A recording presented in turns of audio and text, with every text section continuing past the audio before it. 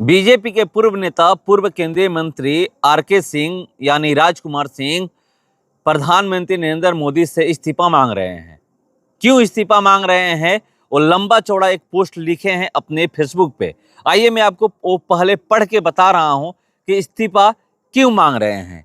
लिख रहे हैं कि दुनिया में भारत के स्तर को इस नरेंद्र मोदी की सरकार ने इतना नीचे गिरा दिया है जितना मैंने अपने 50 साल की सेवा में कभी नहीं देखा। हम रूस से तेल खरीदते रहे हैं क्योंकि रूसी तेल सस्ता है और रूस हमारा मित्र है। रूस यूक्रेन लड़ाई का बहाना बनाकर अमेरिका ने भारत पर दबाव डाला कि रूस से तेल खरीदना बंद करे और अमेरिका से तेल खरीदे। यूरोप लगातार रूस से तेल और गैस खरीदता रहा है और अमेरिका ने कभी उस पर दबाव नहीं डाला कि वह इसे बंद करे या कम करे। खुद अमेरिका भी रूस से कई तरह का सामान खरीदता रहा है और उसे रोकने की बात नहीं करता है। भारत ने इस पर कोई सवाल नहीं उठाया। यह कमजोरी क्यों?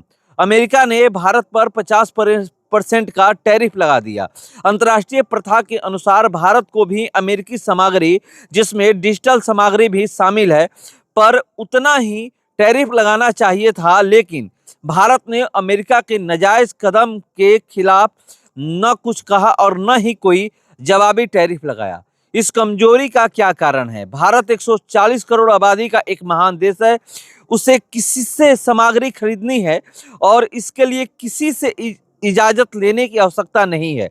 परंतु खाड़ी युद्ध के बाद भारत को रूस से खरीदे जा रहे तेल की मात्रा बढ़ाने की जरूरत पड़ी तो वह अमेरिका के पास अनुमति मांगने गया। भारत जैसे महान देश के लिए यह शर्मिंदगी की बात है। अमेरिका ने सिर्फ 30 दिन के लिए अनुमति दी है। भारतवासियों का सिर शर्म से झुक गया।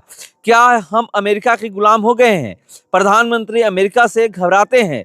इसका क्या कारण है? कांग्रेस का कहना है कि एप्स्टीन फाइलों में पेट्रोलियम मंत्री हरदीप पुरी और अनिल अंबानी के साथ साथ प्रधानमंत्री का भी नाम है और उसी के कारण अमेरिका प्रधानमंत्री से जो कहता है वही वे करते हैं, अर्थात प्रधानमंत्री ब्लैकमेल हो रहे हैं। क्या इसमें कोई सच्चाई है? यदि इसमें कोई सच्चाई है तो देश को शर्मिंदा करने के बजाय प्रधानमंत्री जी को तुरंत इस्तीफा दे देना चाहिए। तो आपको मैं पढ़ के सुना दिया कि क्यों इस्तीफा मांग रहे हैं। जो अमेरिका के एक बयान दिया गया है, उनके द्वारा ये कहा गया है कि हम लोग भारत को छूट दिए हैं कि भारत 30 दिन रूस से तेल खरीदेगा। यानी जो भी पेट्रोलियम को लेकर के, पेट्रोल और डीजल को लेकर के अभी आप बातें सुन रहे होंगे कि किस तरह से बातें कही जा रही है कि बस इतना दिन का है, इतना दिन का है। लगातार सोशल मीडिया पे जो बातें चल रही है उसके बाद हर किसी के मोबाइल पे मैसेज आ रहा है कि भारत में ऐसी कोई कमी नहीं है। भारत में पहले की भांति अभी भी पेट्रोलियम यानी पेट्रोल और डीजल जितना चाहिए, एक दो दिन नहीं कई दिनों का स्टॉक भारत में अभी रखा हुआ है और लगातार खरीदारी भी हो रही है। जिस भी देश से जरूरत है उस देश से खरीदारी हो रही है और जो ये बयान है उसी को लेकर के इस्तीफा मांगे हैं। देखते हैं कि इस पे बीजेपी की तरफ से क्या बयान आता है, क्योंकि बीजेपी के ही ये पूर्व नेता हैं, केंद्रीय मंत्री रह चुके हैं बीजेपी सरकार में। 2014 में आरा लोकसभा से चुनाव लड़े थे, बीजेपी के उम्मीदवार थे, चुनाव जीते थे। फिर 2019 में भी आरा लोकसभा से चुनाव लड़े और चुनाव जीते। 2024 में एक बार फिर बीजेपी इन पे भरोसा करके टिकट दी थी, चुनाव हार गए। चुनाव हारने के बाद लगातार बीजेपी के खिलाफ बोल रहे हैं, प्रधानमंत्री के खिलाफ बोल रहे हैं, बीजेपी नेताओं के खिलाफ बोल रहे हैं।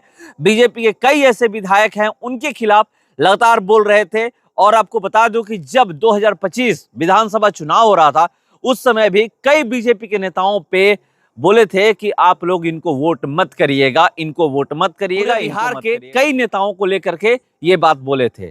तो इस्तीफा मांग रहे हैं। चलिए देखते हैं कि इस पे बीजेपी का क्या बयान आता है।